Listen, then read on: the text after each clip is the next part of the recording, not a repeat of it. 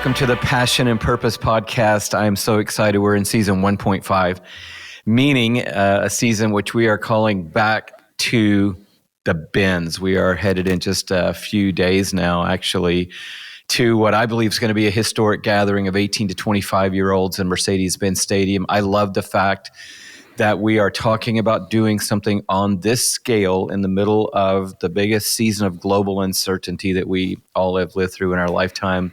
We're the people of God. We still have faith. We're going for big things and trusting God to do miracles. And one of the people who's going to be at Passion again this year is a dear friend of mine. He and his wife are really great friends to Shelley, myself, his family. I feel like we're all one big happy family. And I respect him so much and so pumped to have him on with us today. Everybody welcome Levi Lusko to the Passion and Purpose podcast all the way from Montana. How's life up in the great upper Midwest today? Oh, so good, Louie. So good to be on with you. So good to see your face. And I love season 1.5 and glad to be nestled right there in the midst of it all. Yeah, I know you would like the 1.5 because I have, and we're going to talk about this later, but people can see that I've printed out the manuscript for your book that's coming out next year. And I'm sorry. There's an intro, there's an intro 1.5, 1 point something, 1.7. So I knew you would really love being on season 1.5. Just for you. Yeah. We're not quite into season 2, but man, I'm loving season 1.5. We're talking about the Benz. Have a lot of guests on that are going to be a part of that gathering. But before we get into all that, just want to say how much I love you. It's been a big year for us. We got to watch a rocket launch together in April, and we got to see the SpaceX launch to the International Space Station. One of the great experiences of our lives to be able to do that together. Got to visit with Shane. We found the breakfast sandwiches. Yes. They were hiding under the Saturn V rocket. We found them. They could not keep them from us. Yeah, somehow Levi and I got into the VIP free breakfast area and then realized after we had walked out with all this food that it wasn't for us. But anyway, it was great. We loved it. Louie, that experience will always be one of my favorite of memories of life. It's almost like a dream, like, oh, you're standing there with Louie Giglio, who taught us all about the indescribable stars, and to be standing there watching a rocket go up in the sky with you, and then no chain was on it, and then we got to go in the Neil H. Armstrong checkout building and see Shane behind glass, and that was just a bucket list for me for sure. Talk about what it feels like, though, the difference between just watching a rocket launch and watching a rocket launch with someone that you know and love sitting on the very top of it. Well, I've seen 2, and one I knew the people, one I did not. I got to see the last one too. The not the last one because they're always going. I guess crew 3 by this point will be out. I saw Inspiration, the first all civilian crew, and the difference between when you know the people on it and not is that it's substantially more emotional to realize you know his kids, you know his wife, and to think of someone you love hurtling away from the earth up to 17,000 miles an hour. And then to realize as they're riding this beam of light that you know that person, it just hits you on a different level. Yeah, I felt like we didn't breathe for about 8 minutes or so. And then it was like, main engine cut off. Okay, praise God. That's not, the whole mission, but it's a big part of it. And what a privilege. I was going to just remind you that we got to go into a hangar at Launchpad 39A where they were refurbishing rockets that had been into space.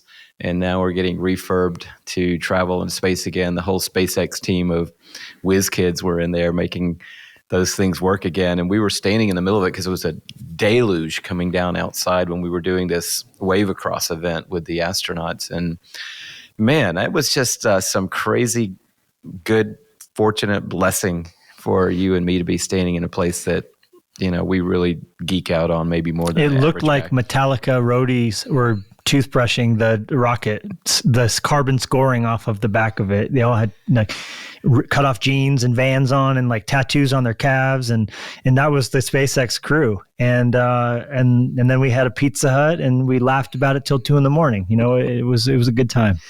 Hey, I love your preaching. I want to start with that today. You are a very unique communicator in that you can take an idea and then blow it up to a massive level, get down into the granular of multiple layers of details, and then somehow you bring it all home. And I love that about you, and I love that about your preaching. It's Bible-centered, but it's so interesting. And I want to talk about the curiosity that drives a lot of that. You're one of, if not, you'd be up in the top few most curious people I know. So have you always been curious? How did you foster curiosity? Do you continue to foster it, or is it just a way of life for you? Yeah, I think, we're all like that as kids, right? I mean, as kids, it just, you tend to want to know everything. You know your parents with questions about everything. And I think there was quite a while where I kind of like tried to get away from that, tried to downplay that. I think maybe I didn't realize early on that God could use that about me. One of the greatest compliments, our mutual friend, Stephen Furtick, one time we were lifting weights and we were talking and I said something and he goes, "Wait a minute." He goes, "You're a nerd." And he didn't mean it in a mean way at all. He didn't realize it. He's like, "You got tattoos and you're this." He goes, you really are a nerd though, aren't you? You love that." Because I was telling him something that was so weird and detailed. And I sat there and I kind of realized like, that is kind of my superpower. I really am just a nerd. But I think I realized God can use that. And so I stopped being ashamed of that and stopped maybe trying to be someone I wasn't. I think we all have to go through the puberty pastorally of learning what is Saul's armor that we're needing to shed. And when we embrace that, obviously we all have the responsibility of exegeting the text and all that. But I also believe that the best definition of preaching is truth through personality. And truth is never going to change. So that's not my job or your job to tamper with the truth. The text means what it says and says what it means. And as we're faithful to that, I think God does want to illustrate it through our personality, because Peter preached different than Paul. Paul preached different than John. And so I think the more we figure that out, and that's a process, because you have to first, copy your mentors to even before you're safe to develop your own personality, so.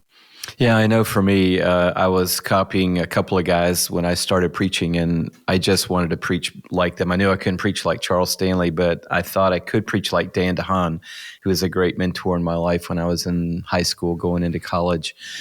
And that was my goal. And then eventually I sort of found my own voice. And I think that's important for every young communicator to know. It's good to model after people, and it's good to have examples that you can aim at. But eventually, like, I've heard every message I've preached in my life. I'm the only person alive who's heard every message that I've ever given.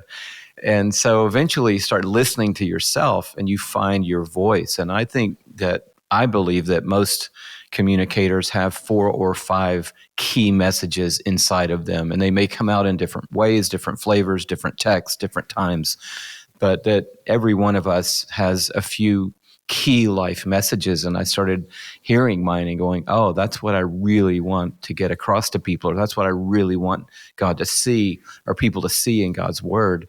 And then I started finding my own voice a little bit, and now I only know my voice and not, is this me or is this me trying to be like somebody else? But talk about how much pressure there is if we don't understand the reality of the fact that God has given us a unique voice. So good. I think this conversation is really important, and I've never really had it with anybody quite like this. I think when my kids are all taking piano lessons, and they're not telling them, I was listening to it before I drove here today. They're not telling them, write your own song. They're giving them scales. They're giving them, stuff to play that's proven.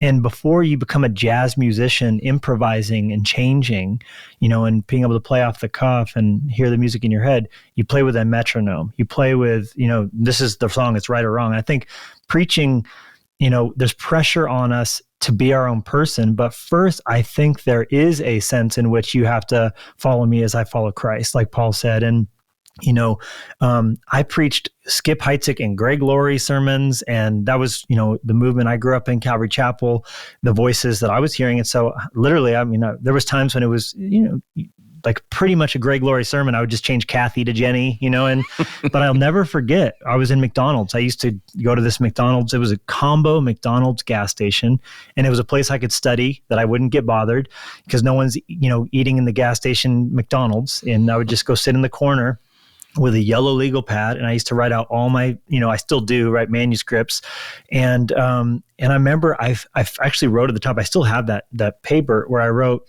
I feel like I'm supposed to jump off a cliff and trust God, like in a good way, like cliff jumping into water, and not just go read commentaries and listen to them preach, but it was like a sense of like, obviously there's still going to be due diligence where you do your language work and your cultural background and stuff like that to make sure it's safe. And I do think even when you come up with something no one's seen before, you do want to run it through the grid. I'm probably not going to see something that in all of church history no one's ever seen. There's some credence to the whole, if it's new, it's not true, and if it's true, it's not new thing. But stylistically, how I was going to frame that sermon and shape it and illustrate it and communicate it was like a day for me to trust God. And I feel like it was a big victory. And I smile when I think about it because it was the first time I really did trust God to play my sound and to be brave with my slingshot. Man, I feel like we could do an entire podcast on preaching right now, and I am loving this conversation, and everyone who's listening is like, I'm not a preacher, and I'm not a public speaker, and I don't really know what you're talking about right now. We're talking about being good at what God's given you to do, and you don't have to be a preacher to want to really learn some of those same lessons that you're talking about. And I know for me, it has been very difficult for me, I guess, in my life. One of the most difficult things for me has been people saying, how do you preach? And I tell people, I don't really know. I do the work.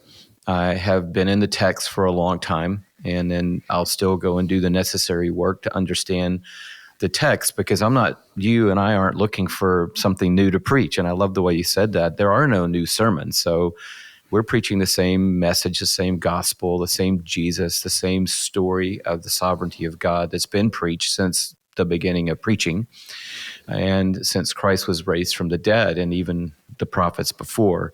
So we're not looking for new things, but we are looking for a new impact on someone's life. And how do you say the same thing in a way that it can make a fresh impact on someone's life? And I know for me, it feels like painting sometimes, where I know Michelangelo, when he was painting the Sistine Chapel, he didn't just start painting on the ceiling. He actually sketched out the figures, and he knew what he was going to paint when he got going, and he knew he was going to do aquamarine over here and maybe melon over here or a rose color over here. But I don't think there was any strict rules as to what color went first, whether it was the head or the leg or the arm or the robe. And I know for me, a lot of times I feel like I'm walking into the moment and I'm like, I know what colors I'm using. I know what I'm painting today. I've already sketched it out. I know what it's going to look like. It's not going to be a tree. It's going to be a boat. But I don't know if I'm going to paint the sky first or the water first or the boat first or a cloud first. And I don't know. I think in that freedom, very different from you, where you have a manuscript that you are tracking along with, it feels like art to me. And I think good preaching should be art. Oh, I love this. And I think there are parallels for the person listening who's in business. Danny Meyer, the founder of Shake Shack, and many Michelin-rated restaurants in New York City where he actually cut his teeth. Shake Shack was like an accidental, fun project for a summer that took off and became his, of course, biggest success. But he wrote a book called Setting the Table, and he talks about him going to Europe as a young man and discovering flavors and discovering wine and discovering food and that palate and that the experience of a meal. And he said, look, there's nothing new to a hamburger or to, even like you said, to composing a song. There's 5 basic notes in the musical scale. It's shit, but it's the art is the application. The art is how and when and the combination. So people rave about Shake Shack, but there's Carl's Jr. and there's a million burger restaurants in the world you're not raving about. What is it about how he combined those flavors? So look, you and I are going to preach Christmas every single time Jesus is born and the shepherds come, there's, but the art is like you said, it's how it's presented. It's how the ingredients are combined. It's how you set the table. Is it on a paper plate? Is there a napkin ring? All of those things. And I think that's the challenge. It's finding a new way to tell the same story and a new way to make people feel. I hope people feel like they're in the story. I hope that they can smell, the smoke from Peter eating breakfast with Jesus by the Sea of Galilee, and then realize he betrayed Jesus by the same smokes at the coal of fires outside of the temple's house, the high priest's house. So, like, when you realize that, now it's different. It just hits different when you feel like you're in it. And Jesus on the road to Emmaus went back to the beginning and explained all of these things in the Old Testament, how they concerned him. And so their hearts burned within them because they were pulled into it. They saw something they hadn't seen before there. They felt what they hadn't felt before. And I think that's the challenge. Your message at the Benz in 2020 was about the Dust Bowl, and you told me that you had been so far down in the Dust Bowl that you didn't know if you'd ever see the light of day again, and somehow you pulled yourself out of that enormous pit that you had gone down in for weeks or maybe months, and then you were able to crystallize a message. And I bet you read 50 books on the Dust Bowl, 100 articles, and I bet you could write an entire series of books on the Dust Bowl, but then you were able to pull it all back to, but this is the point. What was the point of that talk, and do you know what the point is going to be of your Passion 2022 talk yet? So this watch right here is the Dust Bowl theme that kicked that message off. It's all your fault, Louie. Like so many things, you have changed my life in so many ways. I didn't know what the Dust Bowl was. I thought it was some SEC thing, it was the Cotton Bowl, the Georgia Bowl, I figured it was a college football thing I didn't know about. Add it to the list. And then you told me, no, it's this thing that happened in Texas and Oklahoma where there's a lot of dust came. I'm like, what do you mean a lot of dust? How have I never heard of this? So I started looking into it, and then I started, of course, being mesmerized by this part of our country's history that no one ever talks about.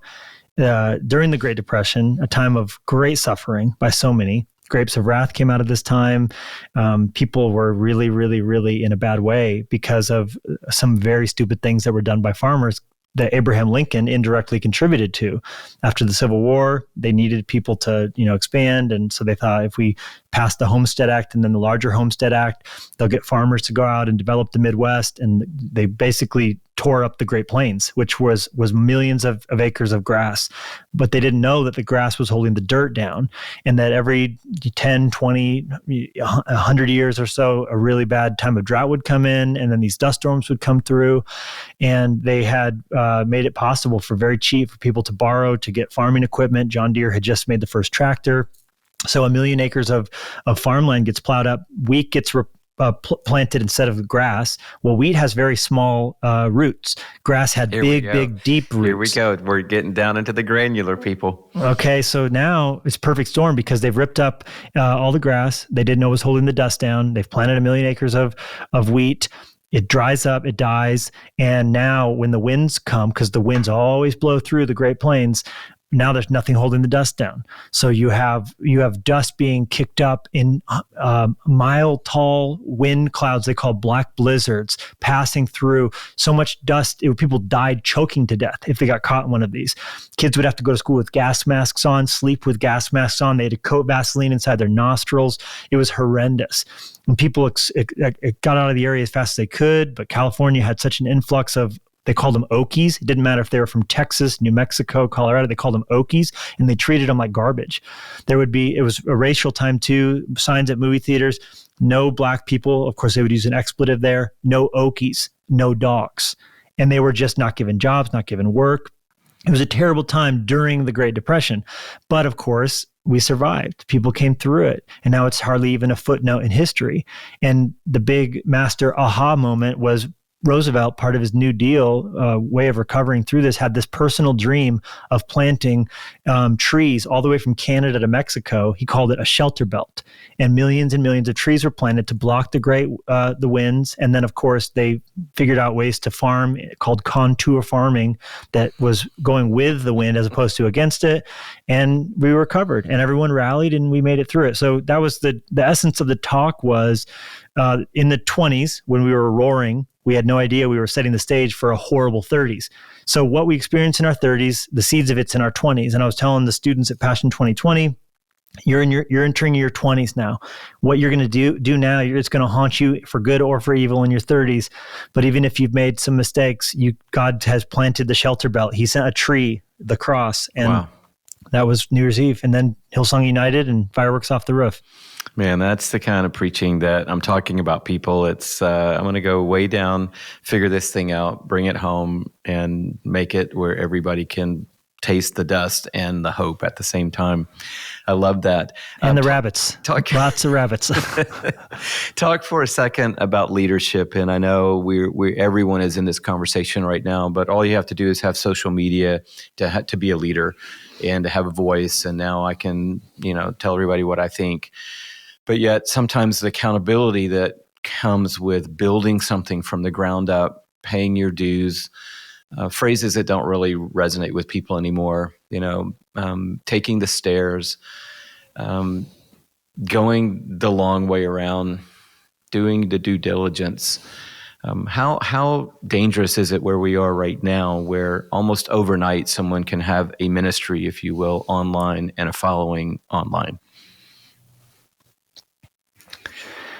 I mean, it's the best of times, it's the worst of times. I mean, it's cool in a wonderful thing that you can create a song in your garage with GarageBand, and it can be downloaded tomorrow by 10 million people, and a few people on Madison Avenue don't decide and hold the reins on what's on the radio, and so that's amazing. But the good and the bad, of course, is that oftentimes that instant anything isn't the best for our souls, and that God, who doesn't work in a microwave, doesn't even work in a crock pot. He works in centuries. He's farmer. He's sowing and reaping. It's seed time and harvest. He oftentimes develops the best things in secret. And so it's David's anointing at his dad's house as a young child, but not being crowned till decades later, and in the meantime being in a cave.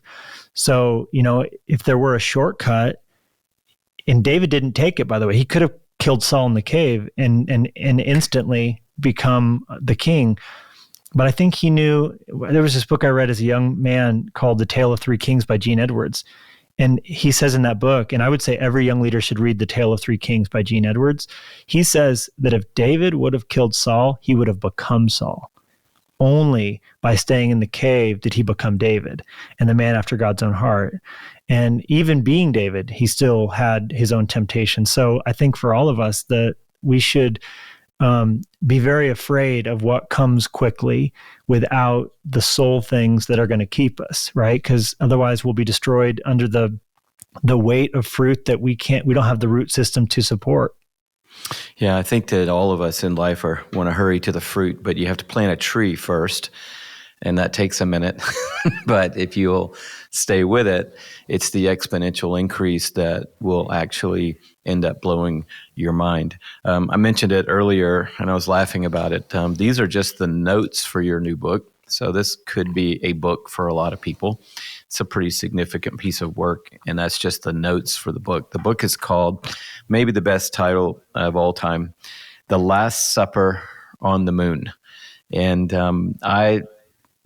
I'm just so ready to read this book. I've got it printed out now, and I'm going to dive in.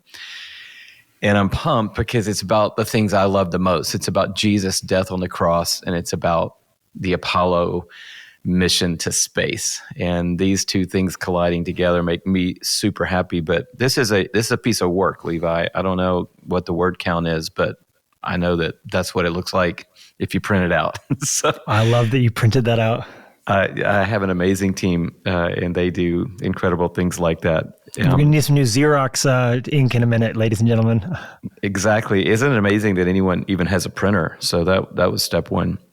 But tell us about the book. What motivated you to want to write it? What was the tipping point for you where you're like, oh, this is the thing. This is how this is all going to come together? Well, first of all, I have to thank you and Jason Daiba because this book would not exist without you. And I didn't know that right away. So long story. This is a fun story. It's in the acknowledgments.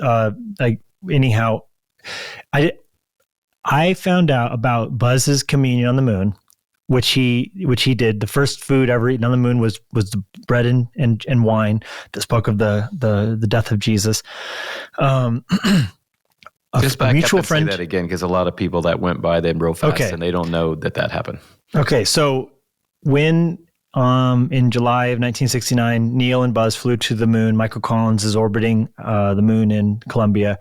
They landed. Neil's about to take his first step, but first, Buzz opens a chalice from his personal gear pocket, and he opens the chalice and pours a vial of communion juice in, wine. Then he eats a little wafer bread. And before he does that, he reads off a little index card he brought with him. He wrote 2 verses on it. And one of the verses he wrote down was John 15:5. I am the vine, you are the branches. If you abide in me, I in you, you'll bear much fruit. But apart from me, you can do nothing. He then drank the wine and ate the bread. And when I got to talk to Buzz on the phone, I got to confirm from his own voice that Neil did not receive any of the elements. So Neil didn't take any. And I talk in the book about why my theory is that Neil didn't. I have a theory. And I don't think it was disrespect for Jesus. You'll have to read the book to get my theory on that.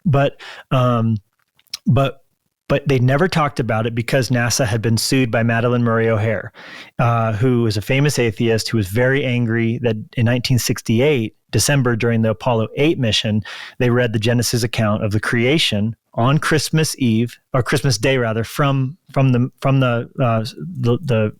lunar gravity. They were going around the moon. They did not land. They just went around it. And during the Christmas broadcast, they reported that there's a Santa Claus, and they read Genesis chapter 1. In the beginning, God created the world. And they said, to all of those of you on this good earth, good night, God bless you, and the crew of Apollo 8 wishes our love. Madalyn Murray O'Hair sued NASA because she contested that it was a separation of church and state issue. She lost the lawsuit. But Deke Slayton, the chief of the astronaut office, who at one point was a Mercury 7 astronaut, but got grounded because of a heart condition, and then later on he was able to fly when Skylab was launched, he said, look, Buzz, I don't mind if you take communion. We're just not going to talk about it on the radio because I don't need drama. All right, no drama. So a lot of people don't know about the communion story, including Levi Lusko. I never knew about it. My friend, who you know, Brant Kreider, who is the president of North American Yves Saint Laurent, he is also a DJ who moonlights as a DJ.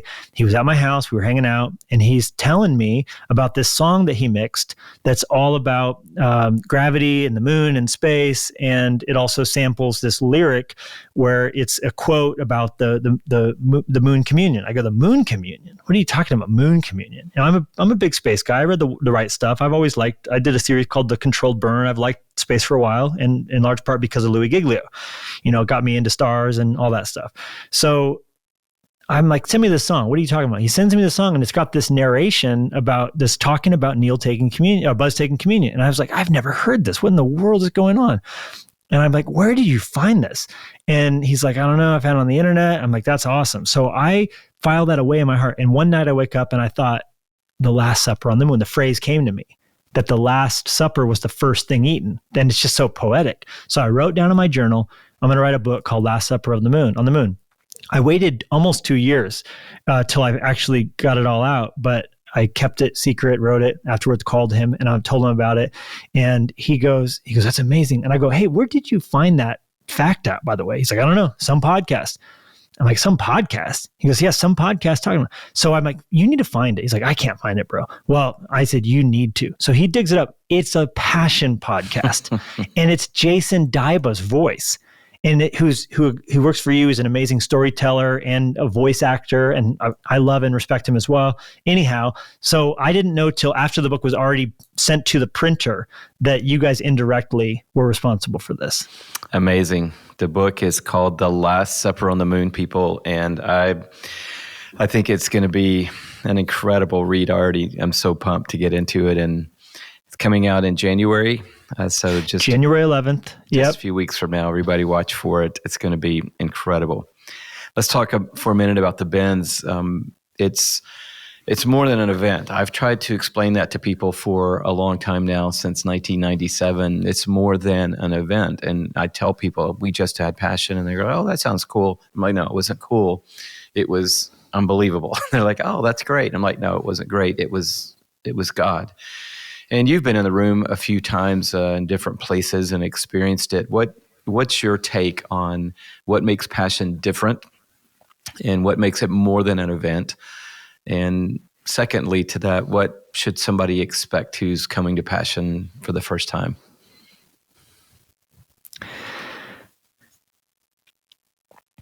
Before, I'm always so careful to talk about it because I feel like, Marcus Aurelius and Russell Crowe, whoever played Marcus Aurelius in the movie Gladiator, he said in that scene right before his son murdered him, he said, there was a dream once that was Rome, anything above a whisper, and it would vanish. It was so fragile.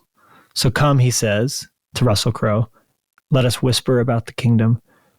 And I love that because it's just so beautiful and humble. And I feel like to talk about Passion, it's almost like this is a dream that is so fragile and pure. If we do anything but whisper about it, it'll vanish. I feel like Passion is so pure, and you lead it so well. You and Shelley, the way you steward it, it's not a bunch of personalities. It's not a bunch of platforms and bands. It's not a bunch of speakers. When we were at the Benz last year, when we first got there, here's this $1 billion facility, and it's, every, Christian college student just about is gathered there. I mean, it's amazing. But we all sat in this back room, and you led us through communion. And, it was eating the bread. You talked about Wonder Bread, and we took the juice, and we all were on our knees. It's not this big commercial thing. It's not this big slick thing. It's all run well, and there's everything's done right, but it's so pure that we can't hardly do anything but whisper about it. That's just my way of saying, like, this. I do a lot of conferences, nothing against conferences. This is something different. This is something it's about Jesus. It's about the fame of God. It's about college students realizing their lives can be weaponized for eternity. It's about realizing you don't just have to work in church to glorify God. You can be a scientist or a lawyer or a baker, and doing. I mean, it's so wonderful and so transforming and so life altering. I didn't even go to a Passion, but got my life changed by it, by watching the CDs that were coming out from it. It was so different. I used to get these boxes when I was a youth pastor. It was called Youth Pastors Perks, but the perks was spelled with a Z, because I came up in the age where if you misspelled something and made it edgy, Youth Pastor Perks. So they would send the newest CDs and the newest things, and it was always, it was always like Casting Crowns or Third Day, or it was always some big commercial radio stuff. But then I would, by myself, I would purchase the Passion CDs and listen to your talks that were coming from it. I remember hearing the recording of John Piper's Don't Waste Your Life talk. And there was just something so different coming from Passion than just the machine that can become Christianity. And it marked me. When I wrote what kind of church I wanted to start, I wrote down one of my influences was the Passion movement, because I just wanted the look and feel of it and the spirit of it to be a part of our ministry. And you and I had never met, and we had never been to one, and I had never spoken at one, but we were touched by there's a force and a freight train that is Passion. And I think you and Shelley recognize it's not about you, and it's much bigger than you, and you're serving it, but it's something you don't control. And I think it has my respect like the ocean does. Man, I just say amen to that. You're putting words around my feelings. And, I was telling someone I was being interviewed on a podcast yesterday or the day before, and the person knew about Passion but didn't know how it started. And so they were saying, tell us about, like, when did you start Passion? And it was just great going back to the very beginning and remembering again that this was a vision that God put in my heart. I mean, literally a vision, not like a vision like for my life, but literally I had a vision. So I can't take credit for that. I didn't come up with Isaiah 26:8 as I didn't even know that verse really. And a guy showed it to me a few months into this whole new transition of realizing everything's about the glory of God. And he said, hey, this is your verse. And I was like, that's it. That's going to be Passion's anchor forever. I didn't come up with that.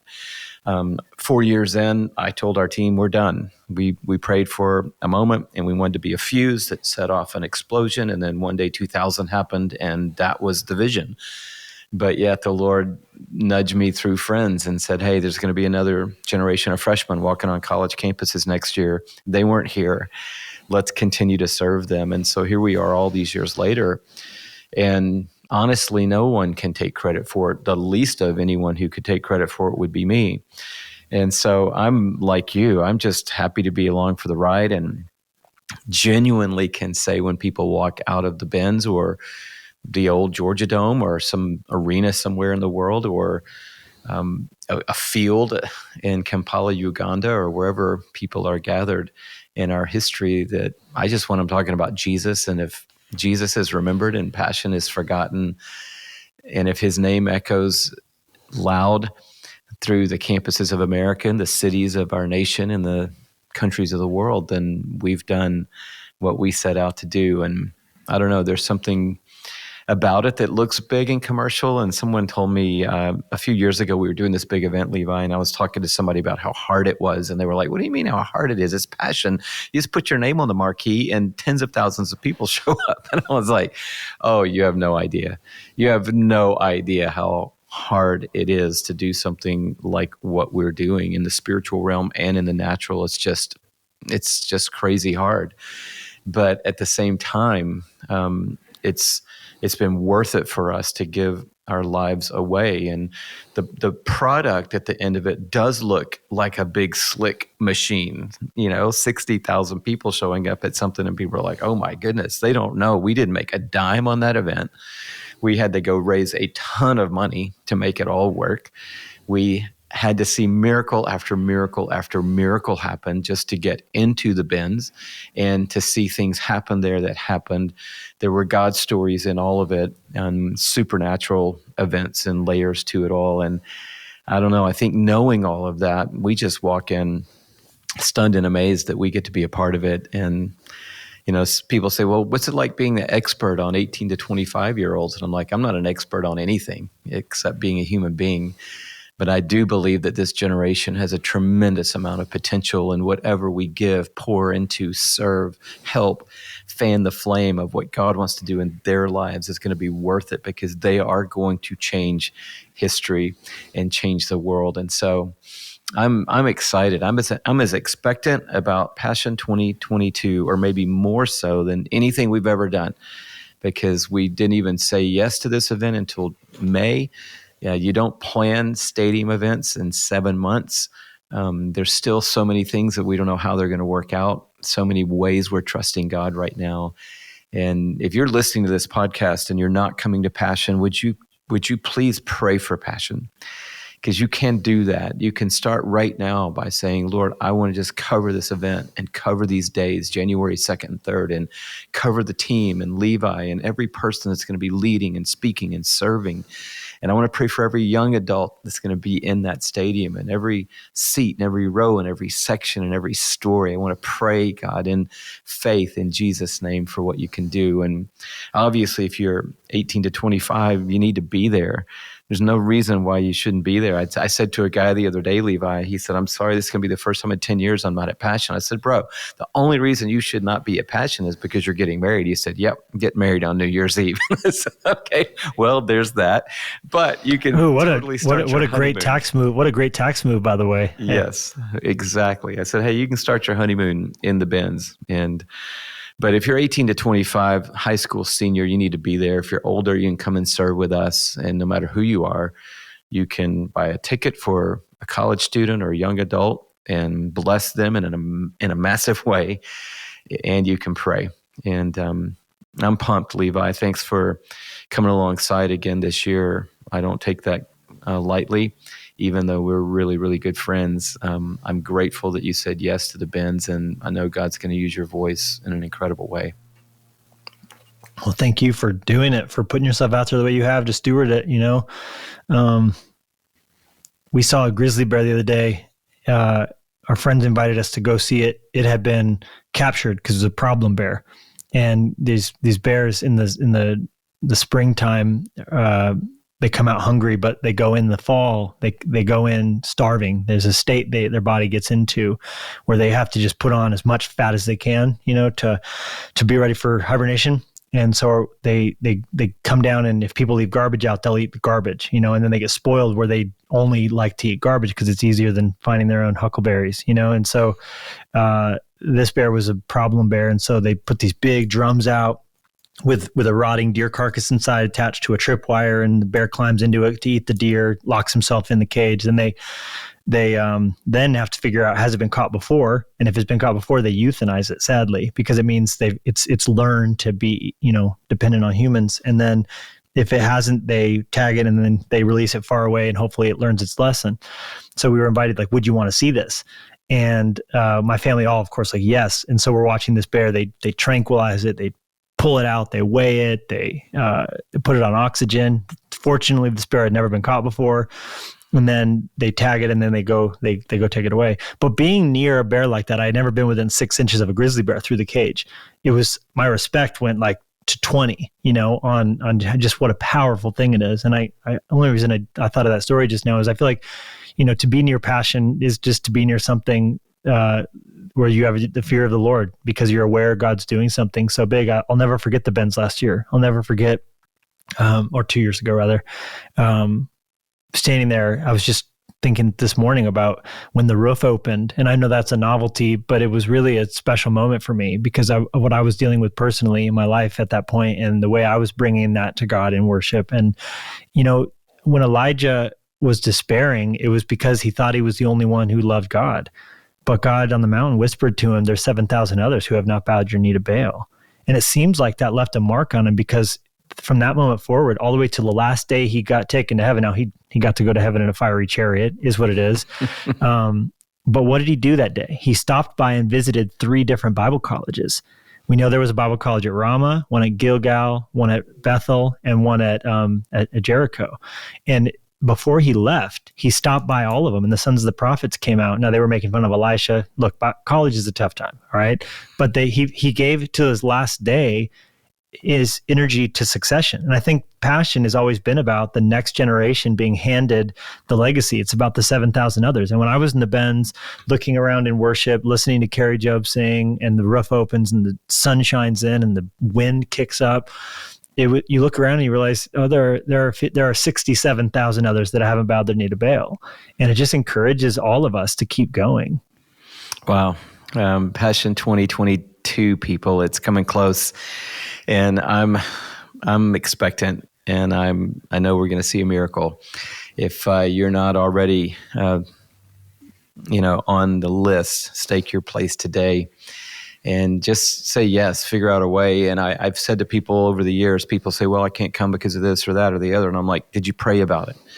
And oftentimes the answer is no. I can't come because of work, or I can't come because I can't afford it, or I can't come because nobody else in my town is coming. I'm just like, ask God, ask the God of heaven, can you make a way for me to be in that stadium? And let's just see what God will do. The book's called The Last Supper on the Moon. Man alive, I'm so excited, Levi. And by the time you're listening to this, it's almost available, and you could pre-order it anywhere you buy books. So get a copy of that, and I look forward to seeing you soon. It's going to be an amazing few days together as we get to pray about the Benz, and then an amazing few days together in the Benz, God willing. Thanks for being on Passion and Purpose podcast today. Levi Lusko, everyone. I loved having you on. Thanks for having me, Louie. You're the best.